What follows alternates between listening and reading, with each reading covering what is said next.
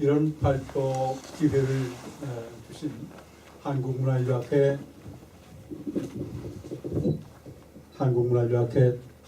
임원들께 고마운 뜻을 전합니다. 제 이 발표문은 4개의 작은 주제로 구성이 되어 있습니다. 첫째는 나의 20대와 30대 인류학 교육과 연구 배경인데, 한국의 대학에서 인류학과가 없을 때 제가 사회학과 학생으로 인류학에 관심을 가지고 공부를 하게 된 동기가 뭐냐, 또 나의 인류학에 영향을 준 은사, 또 인류학 강의, 외국 인류학자들의 현지조사와 민족지, 나 자신의 현지조사 경험, 이런 것들을 여기에 썼습니다.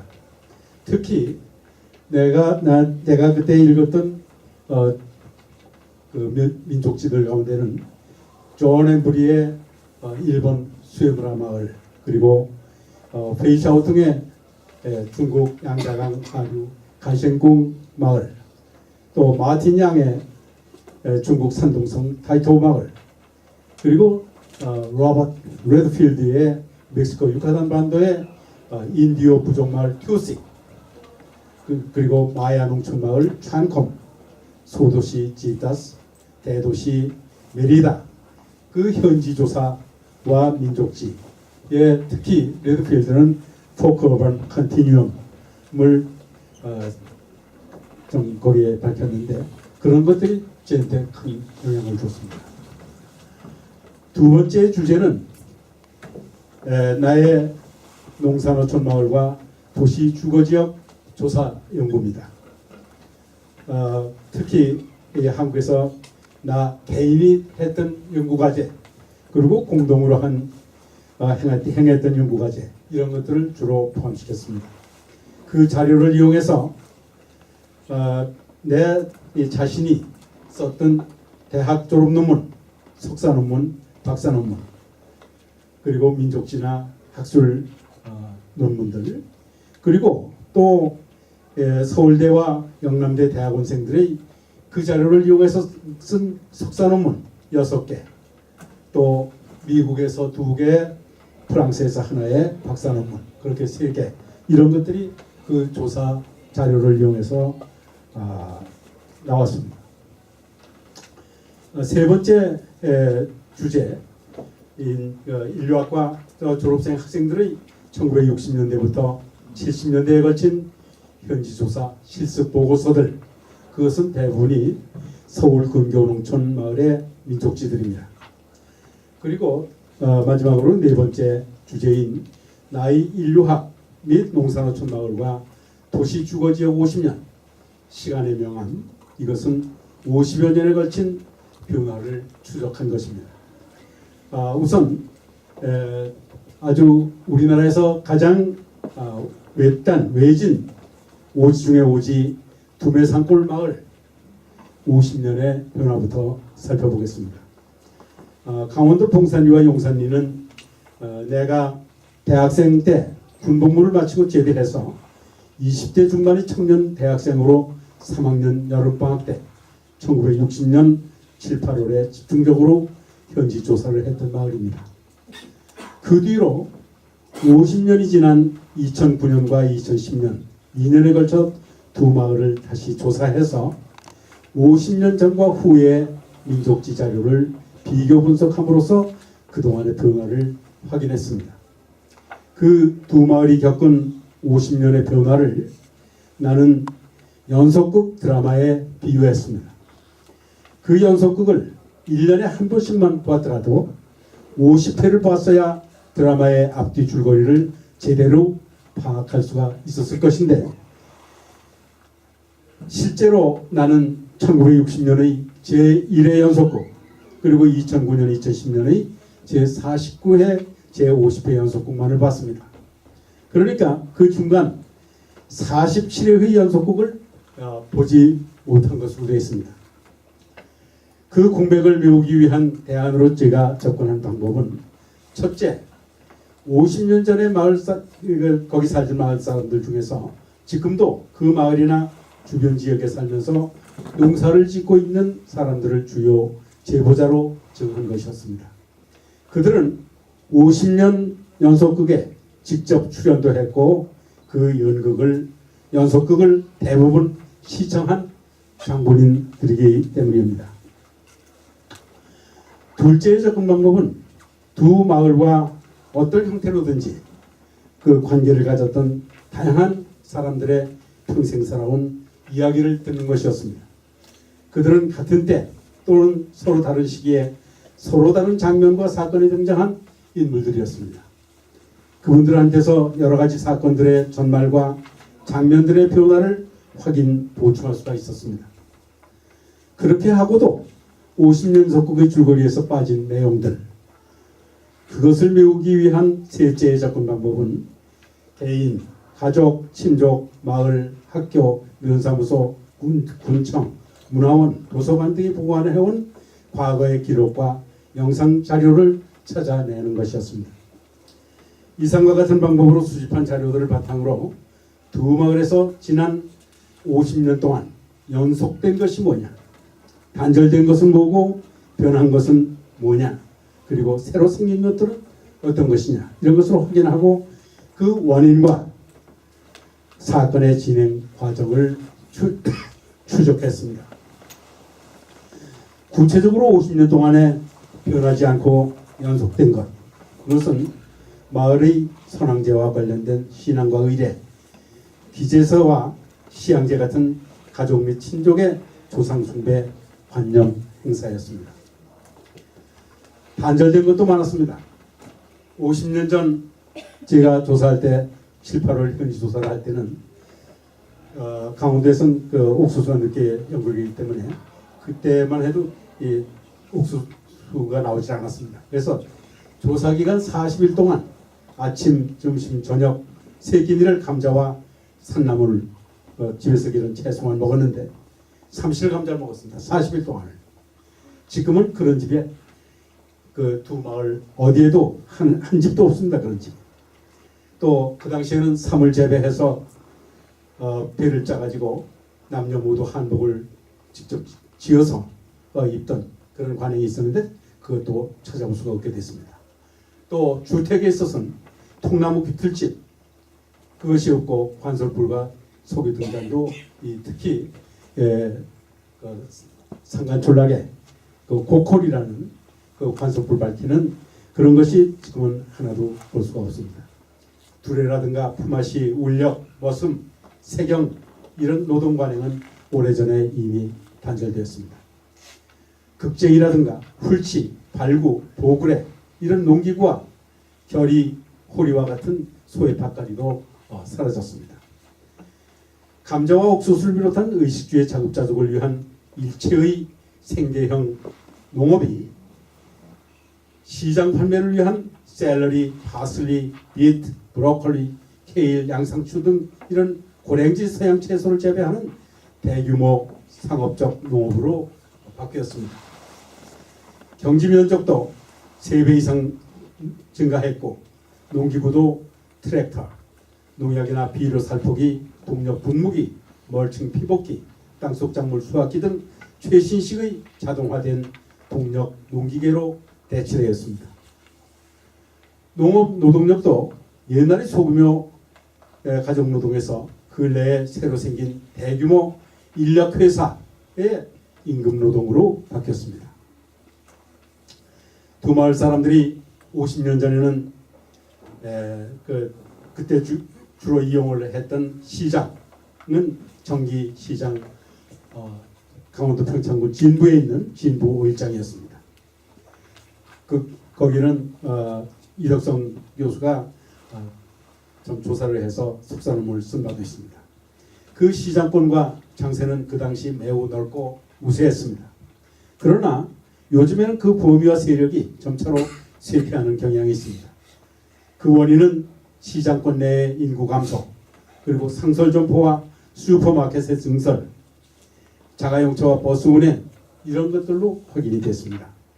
농산물의 유통체계와 시장의 연결망이 전국적으로 급속하게 발달된 것도 정기시장 세력을 약화시킨 원인으로 꼽힙니다. 50년 전에는 두 마을에 초등학교가 없었고 한문을 가르치는 서당만 있었습니다. 1973년에 진부면 검은초등학교 봉산분실이 문을 열었습니다마는 학생 수가 감소하고 해서 1998년 25년 만에 문을 닫았습니다. 용산위의 이웃마을에 있던 두 개의 학교도 폐교되었습니다. 강원도 평창뿐만 아니라 전국적으로도 대부분의 농산어촌에서 1982년부터 2009년까지 27년 동안에 3,369개의 초등학교가 문을 닫았습니다. 그 까닭은 초등학교 학령의 어린이를 가진 젊은 층의 부모들이 일자리를 찾아서 도시로 빠져나간 데 비해서 귀촌한 사례는 매우 드물었기 때문입니다. 지금 봉산 윗사람들은 50년 전처럼 개울물을 떠다가 마시거나 생활용수로 쓰지를 않고 있습니다. 그 당시에는 우물이 없었어요. 산중에서 흐르는 그 개울물 자체가 아주 참 오염도 안 되고 맑은 물이었습니다. 그래서 그걸 그대로 떠다 마시고 뭐 빨래도 하고 그 밑에서는 또 그것도 하시고 그 중간에 정화가 다 됐죠. 그리고 지금은 수도관물이 집안까지 연결돼서 화장실까지 수세식으로 바뀌었습니다. 전기와 가스, TV, 유선전화, 휴대전화는 물론 집집마다 사륜구동 차를 모두 가지고 있습니다. 그거 없으면 지금은 생활이 안 됩니다. 도시 사람 농사도 못 짓고요. 도시 사람들처럼 쌀을 비롯한 일상용품을 필요할 때마다 50리나 되는 진부에 나가서 사다가 씁니다. 봉산리와 용산리를 포함한 평창 대관령 일대에 이처럼 큰 변화를 일으킨 사건과 계기는 무엇인가? 아마도 그것은 1975년 영동고속도로의 개통, 그리고 용평 스키장과 알펜시아 스키장 리조트 건설 때문이 아닌가 생각합니다. 국내적으로는 각종 스키대회와 눈꽃 축제 등으로 전국 스키어들과 관광객들을 끌어들였습니다. 그리고 국제적으로는 동계 아시아 경기대회와 월드컵 알파인 스키 대회를 개최하고 동계올림픽 유치를 위한 시설 마련 그리고 캠페인을 10여 년 동안 전개했습니다. 그런 노력과 성과를 바탕으로 해서 작년 2011년 7월에는 올림픽위원회가 2018년 동계올림픽 대회를 한국의 평창에서 개최하기로 결정을 내렸습니다. 그러나 또 다른 한편에서는 아마 여러분들도 알고 계시겠지만 일부 재벌 또 대기업 자녀와 임직원 전직 고위직 인사와 정치인 또 이름난 방송 연예인과 국가대표 운동선수까지 유명 인사들이 평창 대관령 용산리와 횡계리 일대 토지 약 7만 평을 사들인 것으로 최근 언론에 보도된 바가 있습니다. 그 땅 주인 전체의 70%가량이 수도권 거주자라고 합니다. 농촌마을의 변화를 확인하기 위해서 서울대학교 인류학과 교수들이 1987년 공동으로 강원도 원성군 지정면 간현리를 조사했습니다. 그 마을은 원래 1943년 당시 이 경성제국대학 본문학부 농촌사회학 교수 스스케이타로가 자기의 사회조사 방법 강의를 듣던 학생들 7명과 함께 실습 여행으로 답사한 지역이었습니다. 1943년 답사와 1987년 재조사 사이에 한국은 여러 가지 사건이 일어났습니다. 1945년의 해방과 1950년의 한국전쟁, 1960년대 이후에 공업화, 도시화 과정을 겪었습니다. 간현 농촌마을에서는 해방 전까지 양반과 상민의 신분 차별이 뚜렷했고 그 차별이 씨족 집단의 혼인과 통일권에서 두드러지게 나타났습니다. 그러나 해방과 한국전쟁 이후에는 그 마을에 살았던 상민들이 마을을 떠났고 많은 외지인들이 들어왔으며 신분관념의 변화가 있었기 때문에 양반과 상민의 차별이 표면상으로는 나타나지 않고 의식의 내면에만 남아 있었던 것으로 확인됐습니다. 그동안의 전통적인 공동체 제재와 둘의 품앗이 관행이 없어졌고 산신당과 선흥당은 1970년대 새마을 사업을 하면서 폐쇄되었습니다. 우리가 조사할 때 단현 마을에서는 그 관광단지 조성 사업이 한창 진행되고 있었습니다. 1968년 인류학 현지조사 실습, 제가 한 10여 년 동안 4학년 학생들의 실습을 맡았는데 68년도 실습 현지조사 실습에는 전에 이 경기도 광주군 언주면 학동이라는 농촌 마을이었습니다. 그 당시 우리는 이 한강 나루터에서 배를 타고 한강을 건너 다녔습니다. 조사하러. 지금은 한강다리가 20여 개나 되지만은 그때는 한강다리가 한강대교와 제2한강교, 광진교 그렇게 세 개뿐이었습니다. 학동에 인접한 논현동, 역삼동, 청담동, 신사동 이 일대가 모두가 논밭 과수원의 평범한 농촌이었습니다. 그 지역이 지금은 농촌 마을의 그 서울시 강남구 도심지의 고층 건물로 덮여 있습니다. 이런 것을 보고 그야말로 시간이 명하면서 상전벽해와 같은 그런 느낌이 드는 것입니다. 1973년 인류학 현지조사 실습 현장이었던 경기도 광주군 중부면 창곡, 복정, 단대, 탄리도 모두 보통 일반 농촌이었습니다. 이 자리에 이덕성 교수가 그때 그 4학년 학생으로서 실습 현지조사 실습에 참여를 했는데 거기에 1969년 서울시 무허가 판자촌 건물 철거민의 이동이 시작되면서 새로운 주택단지 개발 붐이 일어났습니다. 그런 붐을 타고 서울을 포함한 전국 각지의 무주택 영세민 15만 명가량이 모여들었습니다. 그들이 1971년에 광주 대단지 폭동 사건을 일으켰습니다. 이를 계기로 해서 행정당국에서는 인구 20만 규모의 성남 도시계획을 확정을 하고 고시한 다음에 73년 독립된 성남시로 승격됐습니다. 지금은 분당 지역도 역시 비슷한 과정으로 이 폭동이 일어나서 한 건 아니지만 역시 농촌이 도시로 돼서 성남시의 일부가 됐습니다. 어촌 마을의 변화를 보기로 하겠습니다.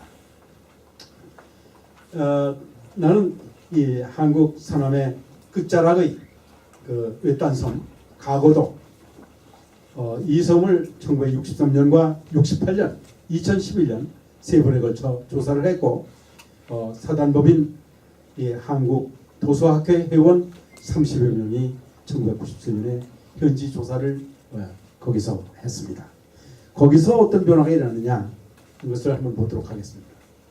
우선 제가 1960년대 다닐 때 목포와 가고도를 한번 나갔다 바로 들어온다고 하더라도 일주일에 한 번밖에 왕복 그 배편이 없었습니다.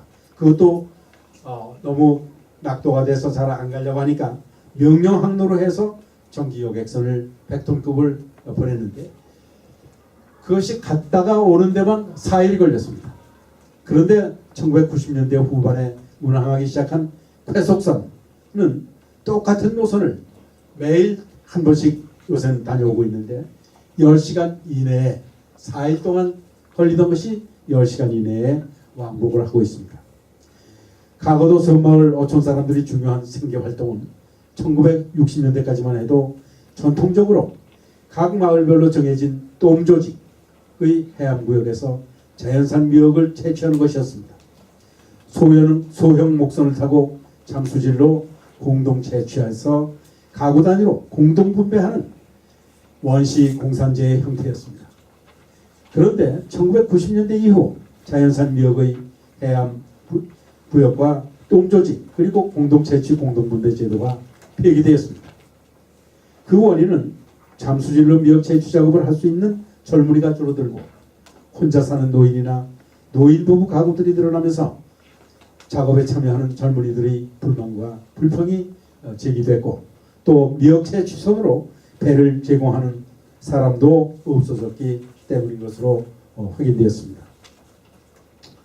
가거도 사람들이 또 한 가지 중요한 활동은 여름철의 멸치잡이였습니다.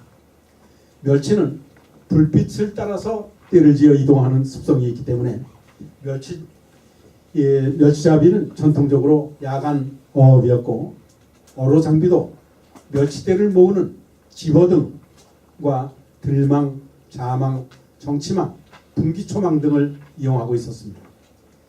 멸치잡이 선원들은 선장을 비롯해서 기관장, 갑판장, 딸딸이 기관사, 불대잡이, 장대잡이, 그물잡이 이런 여러 가지 역할을 하는 20여 명으로 구성이 됐고 또 거기에다가 자본면에서 선주, 망주 그리고 저 앞에 선원들 이런 각자의 자본과 노동 기량에 따라서 어획물의 분배 방식도 완전히 자본제 형태로 매우 복잡한 체제를 이루고 있었습니다.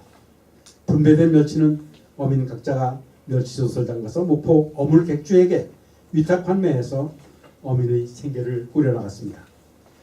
그런데 1990년대부터 서울을 비롯한 전국 각지에서 낚시꾼들이 가거도에 몰려들기 시작을 했습니다.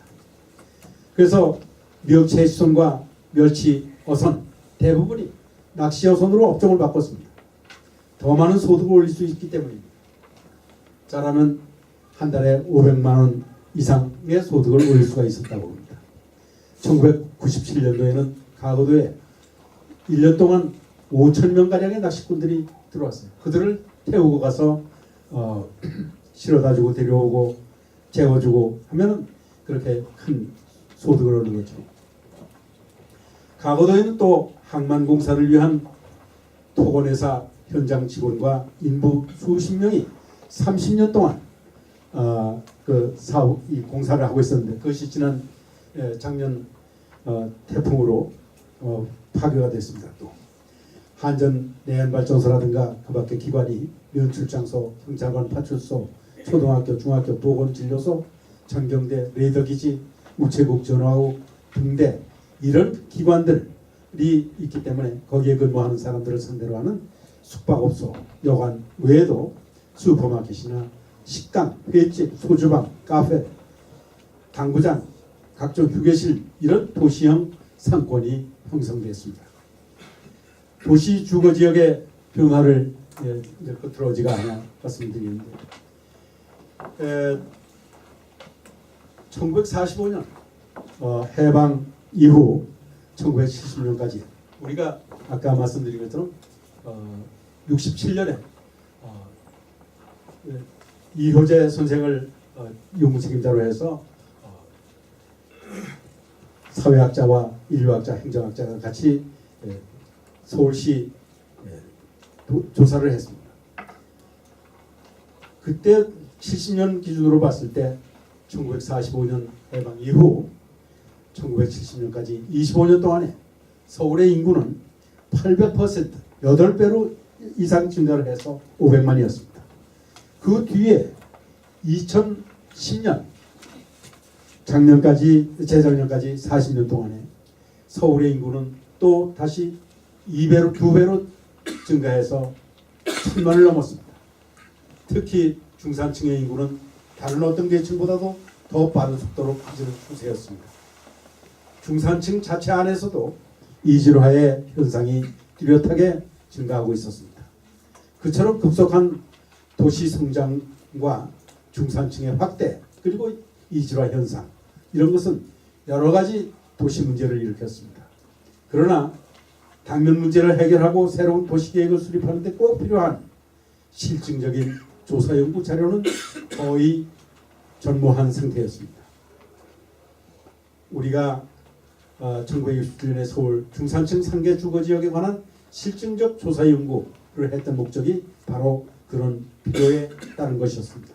그 결과는 Life in Urban Korea라고 해서 1971년에 로열 에시아틱 소사이티에서 출판이 됐습니다. 우리가 조사한 종로구 내수동의 그 세 지역 중에 종로구 내수동의 전통가옥 주거지역은 기와집 단독주택가 동네였습니다. 그 당시 골목에서는 어린이들이 숨바꼭질을 하고 놀았고 그보다 더 어린 아이들은 동전 하나 손에 쥐고 구멍가게로 달려가서 사탕을 사 먹기도 했습니다. 두 장수는 매일 아침 저녁으로 종을 치면서 골목길을 누볐고 엿장수는 가위소리를 내면서 각종 고물과 엿을 바꾸기도 했습니다. 함지나 광주리에 떡, 과일을 담아서 머리에 이고 다니며 집집마다 들려서 파는 도부장사 안흥내도 흔히 볼 수 있는 광경이었습니다. 그러나 지금은 내수동에서 그런 모습을 전혀 찾을 수가 없습니다. 수십 중의 고층 건물이 꽉 들어찬 내수동에는 경찰청을 비롯한 여러 형태의 공공건물과 아파트가 수풀을 이루고 있을 뿐입니다. 그리고 두 번째는 성북구 수유리의 교외지역 국민주택단지인데 그것은 1960년대 초에 정부가 주택난을 해결하기 위해서 새로 단지를 조성하고 대량의 소형 주택을 중산층 월급쟁이들한테 싼 값으로 분양했던 곳입니다. 그곳엔 상수도 시설이 없었고 도심지에서 멀었기 때문에 주민들은 물과 교통편의 두 가지 측면에서 일상생활에 불편을 겪고 있었습니다. 그러나 지금은 수유리의 국민주택의 흔적이 하나도 남아있지 않습니다. 서울의 도심지와 다를 바 없이 고층 빌딩과 상가 건물이 들어서 있습니다. 지금의 서울 편들이 대부분 지역 동서남북을 막론하고 그 신개발 지역들은 모두가 그런 모습으로 형성되고 확장된 시가지들입니다. 세 번째 마포구 도하동에 있었던 마포 아파트 주거지역은 1961년, 62년에 한국에서 처음으로 조성된 아파트 단지였습니다. 그 당시 소가족 젊은층에는 그 마포 아파트가 큰 인기가 있었습니다. 전화 거슬이 그때는 매우 어려웠어요. 청색 전화, 백색 전화 있어서 팔 수 있는 거 없는 거 그리고 또 아주 고위 정부 고위 간부나 부자가 아니면 놓을 수가 없는 그런 전화 놓기가 그렇게 힘든 때였습니다. 지금하고는 아주 전혀 태가 다르죠. 그런데 거기에는 내선 전화가 교환실과 연결이 돼서 교환이 연결해주는 그런 식이었습니다. 당시로서는 큰 특혜였죠. 개별 난방은 연탄화공이 두 가지가 있었는데 연탄화공의 한국식 온돌과 하나는 그 중난방 석탄 보일러의 서양식 난방 장치였습니다. 당시의 기준으로는 주변 환경을 잘 꾸몄고 각종 편의 시설을 갖추고 있었습니다. 그러나 지금의 중산층 대형 아파트 단지하고 비교를 해보면 매우 초라하기가 짝이 없는 그런 것이었습니다. 1980년대까지만 해도 국내 주택의 90%가량이 단독주택이었습니다. 그러나 1990년대를 전후해서 중산층의 주요 자산 증식 수단으로 아파트가 부상하면서 단독주택의 인기는 떨어졌습니다. 그리고 2010년 말에 재작년이죠. 그때 이 국내 주택에서 단독주택이 차지하는 비율을 보니 27.9%가 단독주택이고 아파트가 68.3%로 아파트의 절반도 안 됩니다. 단독주택이. 그러나 주택 경기가 또 침체되고 이 아파트의 투자자 가치가 떨어지기 때문에 단독주택의 선호도가 다시 높아지고 있다고 봅니다. 이런 것을 봤을 때 한국 사회 50년의 명암을 여기서도 찾아볼 수 있지 않을까 생각이 됩니다. 이상입니다. 감사합니다.